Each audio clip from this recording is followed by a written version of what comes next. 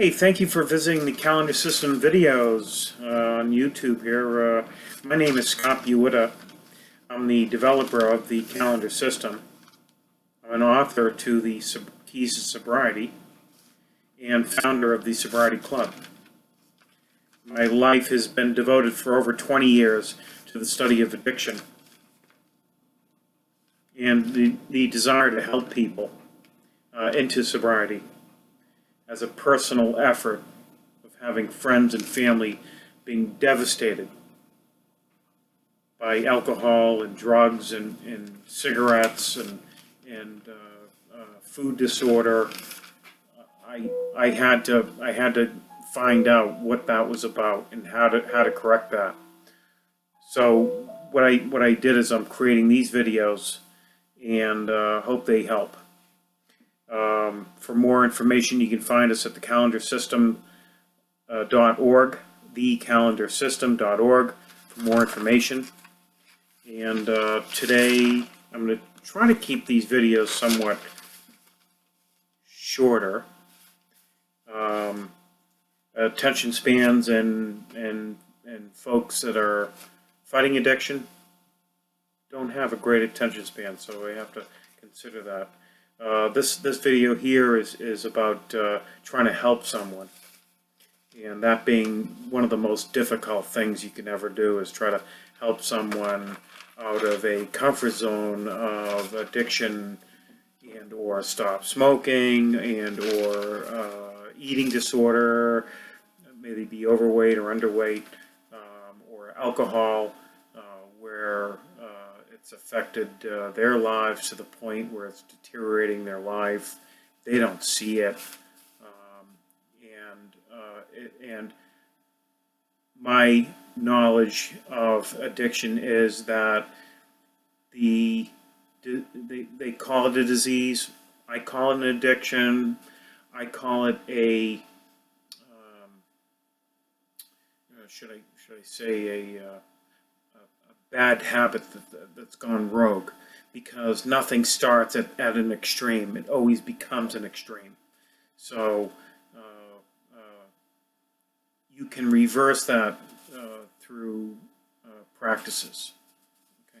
But right now, people that are in an addictive state that you're trying to help are going to be likely in denial.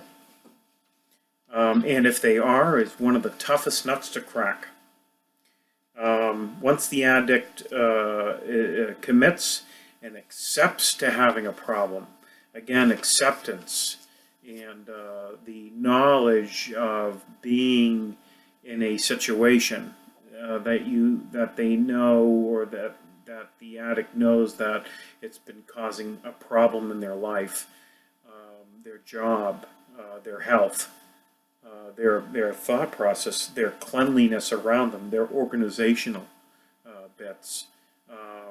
The network and fabric of life has been disturbed.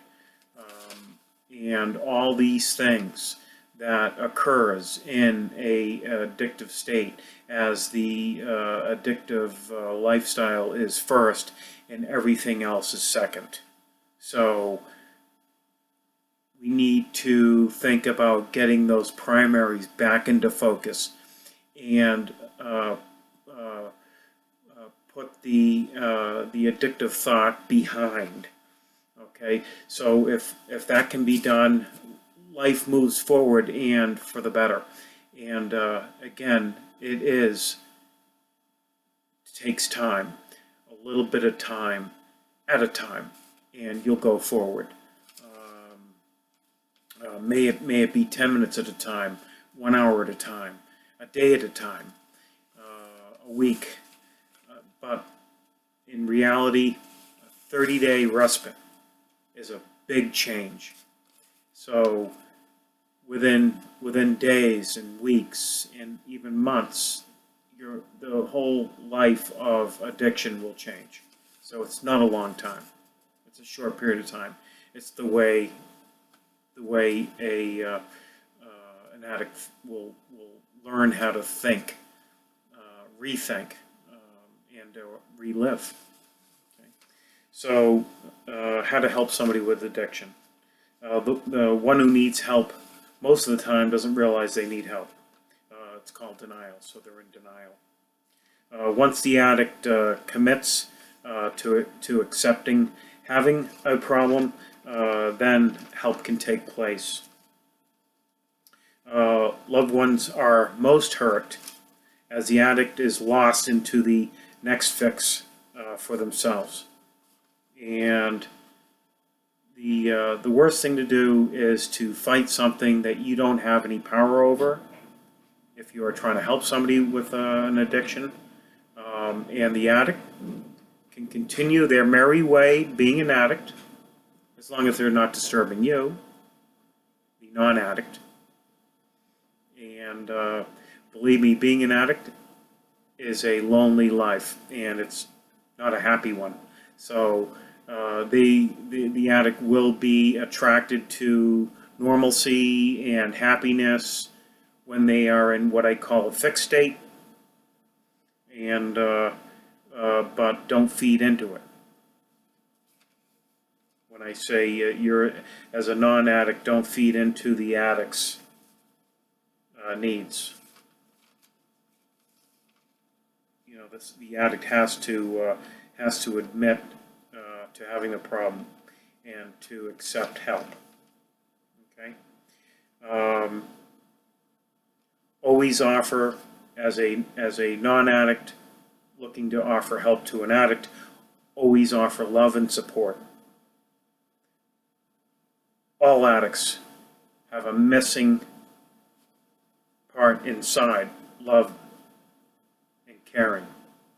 They're missing that, and that's why they're always going to something cheap to fill that. You can't buy love, but you can buy alcohol, you can buy cigarettes, you can buy candies and sweets and cakes and cookies and cream, but you can't buy love. But if you help fill their void, the addict's void, they won't need that, and they'll put themselves into a state of recovery and hopefully get through this. Love and support, very important. Never supply the addict with anything that contributes to the addictive behavior. Money, what's it going to? Addictive behavior? Alcohol, cigarettes. Hey, can you buy me some smokes? I don't like smoking. I used to smoke. Don't smoke anymore. I got my wits about me. What's the sense of smoking? I don't like it. I don't like the smell. I like the taste. I like living. I love my heart. I love my body. No, I'm not going to buy you cigarettes. Do I want to buy you poison? No, I don't want to buy you poison. I'm sorry. Understand that. Sweets, etc. If you do that, you're an enabler. The addict loves enablers. Boy, they'll do so much for you. They'll dance in their heads. Is that what you want? You want an addict dancing in their head for you because you give them some booze or cigarettes? You're almost as bad as them.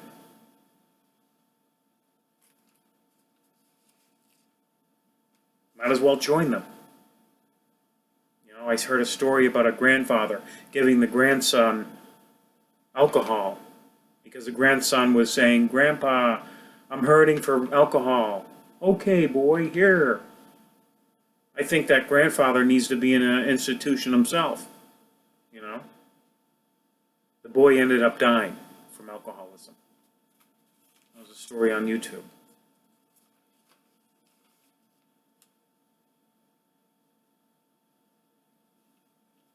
The pleasures of addiction are more powerful than all human beings combined on earth.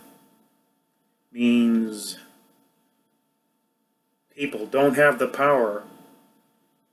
And in today's world, society doesn't give you the power to help the addict. The addict is considered a good tax revenue for the state and government.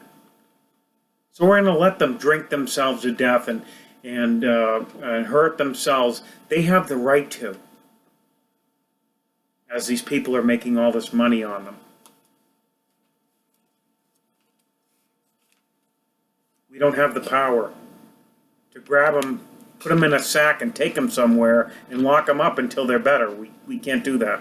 It's against the law. So if these folks that have a problem are in denial, they don't accept it, there's something wrong with you, they say, there's nothing wrong with them, they're know-it-alls, let them be. Let them be. They'll come to you because their life is going to crash down around them. You can't help someone who doesn't need help. You can't help them. You can help yourself. You can talk to people about helping others like I'm doing for you or for somebody. I know I'm helping people. This makes me feel good. Go out and talk to people and help them. It'll make you feel good. But you can't help somebody that doesn't want to be helped. You can bring them in and they're going to ship back out. You're going to bring them in and they're going to ship back out. I have met people that have gone into rehab 30 times on my tax dollar. 30 times. In, out, in, out. They think it's a joke. That should be something said that you have 3 chances and then forget it. Don't try to be a superhero. An addict will turn its back on you if you fight them. You don't want that. Remember, you have to fight this with love. Love and support. Remember, an addict has 2 personalities. There's one personality that is in a euphoric state. Calm, euphoric, everything's okay. You know it's not, but the addict says so, everything's okay. That's when they're in a satisfied state. And then you have the other side, which is in a what I call a seeking state or an agitated state. So you have 2 personalities, okay? You have one that's already been fixed, and you have the other that is seeking. And the one that you want to talk to, if you're going to talk to, is in the agitated state, meaning the weakened addict. The weakened addict, you're going to say, I think it's time for sobriety. And when the addict is in that weakened state, you have an opportunity to break in and talk sense. When the personality is in a euphoric state, there's no talking to this personality. Everything you say means nothing. As the addict, can't be bothered. Currently, I'm okay. Move out of my way, I'm watching TV. When everything's upside down. The non-addict knows what I'm talking about. The addict even knows what I'm talking about. Who likes doing dishes when you're an addict? Okay, so you know the best time to speak with an addict is in a seeking state. Okay? This is when sobriety is an option.